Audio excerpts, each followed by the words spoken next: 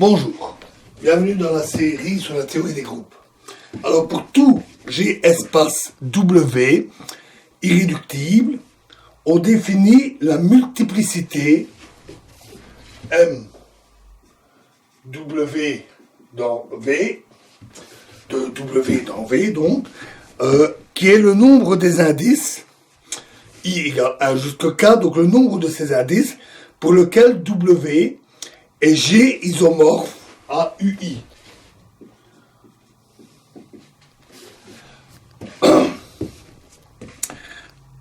À cause de la deuxième règle que nous avons vue à la fin de la dernière vidéo, cette multiplicité est indépendante de la décomposition, vue comme unique, V égale U1 UK plus UK. Donc, quelle que soit cette décomposition, la multiplicité de W est identique.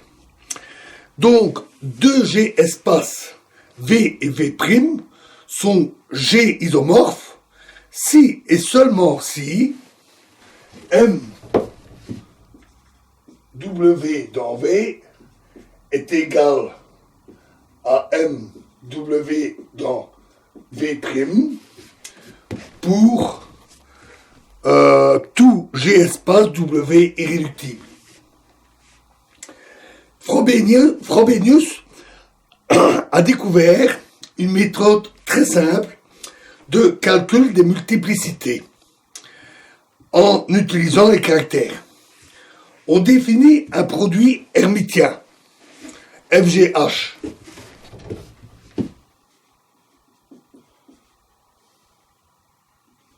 FGG, pardon. Sur l'espace vectoriel des fonctions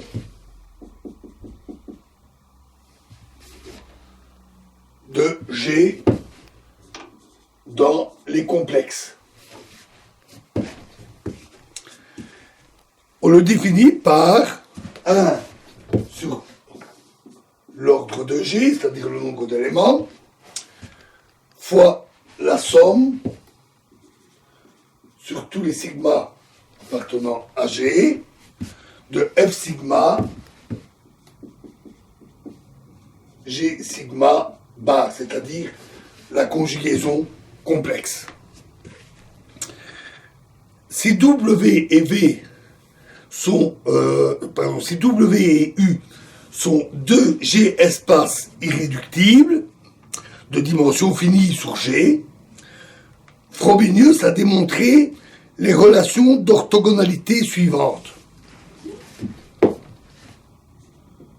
Si W, si U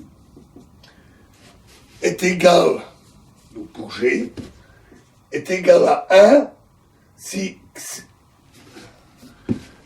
W est G isomorphe à U et est égal à 0 s'il ne soit pas G isomorphe.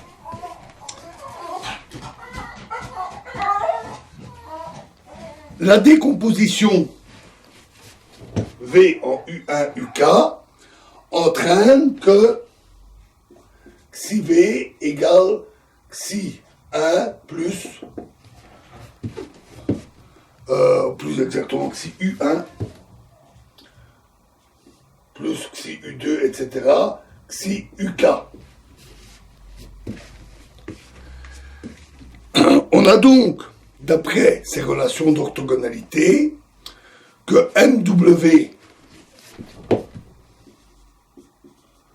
dans V est égal à xi W, xi V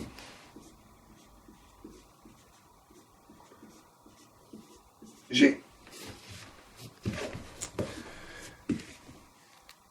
On voit donc que le caractère xi V détermine les multiplicités MW dans V.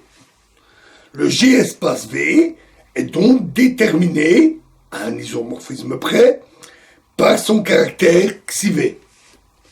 Nous l'avions dit dans les cas importants et donc dans le cas des groupes finis. Les relations d'orthogonalité montrent que les caractères irréductibles, c'est-à-dire les caractères de G espace irréductible, les caractères irréductibles distincts sont des fonctions linéairement indépendantes sur le groupe fini G. Il n'y a donc qu'un nombre fini xi1 à xi de tel caractère. On peut alors montrer que le nombre C des caractères irréductibles de G est égal au nombre de classes de conjugaison de G. Alors, soit H un sous-groupe de G. Tout G espace V est par restriction un H espace V sur VH, un H espace VH.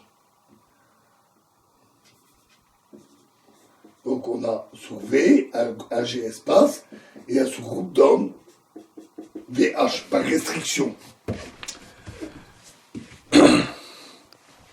Donc la restriction xi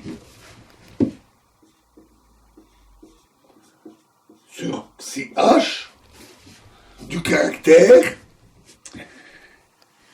est une application des caractères de G dans ceux de H.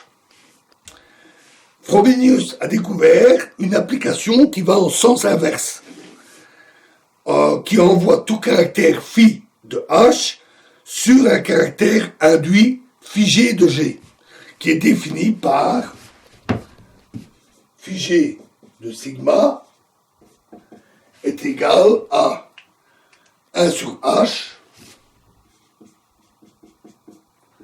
fois la somme sur les taux appartenant à G, tel que taux moins 1, sigma taux appartient à H. Donc sur la classe de conjugaison, en fait. Fois de somme des phi taux moins 1, sigma taux.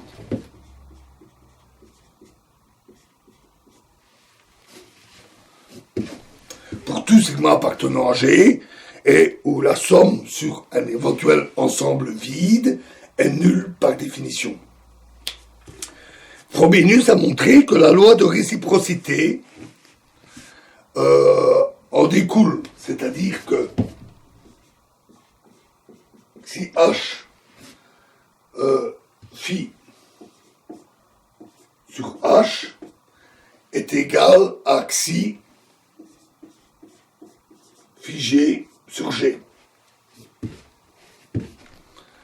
Pour tout caractère xi de G et tout caractère phi de H. On peut calculer les caractères irréductibles de G en utilisant les caractères induits, ce qui n'est pas très difficile. Une fois qu'on a des caractères des sous-groupes, on trouve facilement par cette formule les caractères induits. On part de certains sous-groupes H de G et de certains caractères connus, phi de H. Il faut les connaître. À l'aide de la relation, on calcule alors les caractères induits figés qui sont, comme tous les caractères, des combinaisons linéaires A1, xi 1, plus, etc., AC, xi C, à coefficient entier, A1, AC, des caractères irréductibles. Et caractères irréductibles de G. On cherche alors un nombre suffisant de caractères figés de telle manière qu'ils engendrent le groupe additif X, G, ou xi majuscule, de toutes ces combinaisons linéaires, des xi 1, xi c, des caractères irréductibles. Il faut donc trouver les éléments xi égale ces combinaisons linéaires de xg telles que x xi xi est égal à A1 carré plus jusqu'à AC carré égale 1. Un tel élément est forcément de la forme plus ou moins xi, où i va de 1 jusqu'à c. Et comme xi de 1 est positif, on peut déterminer le caractère xi. Cette méthode est justifiée car Brouwer a montré que xg est en fait engendré par les caractères induits figés où phi parcourt la famille de tous les caractères linéaires, c'est-à-dire irréductibles de degré 1, pour un sous-espace vectoriel de degré 1. Donc des caractères linéaires des sous-groupes H de G. En fait, on peut même se restreindre aux sous-groupes H qui sont nilpotents. Un caractère linéaire phi d'un sous-groupe H est simplement un homomorphisme sigma dans phi sigma vers phi sigma de H dans le groupe multiplicatif du corps des complexes. Ces caractères sont donc faciles à calculer et les caractères déterminent les groupes et les structures des groupes, etc. Et donc on a un moyen, en partant de groupes finis connus, de construire, d'étudier, d'analyser toutes sortes de sous-groupes.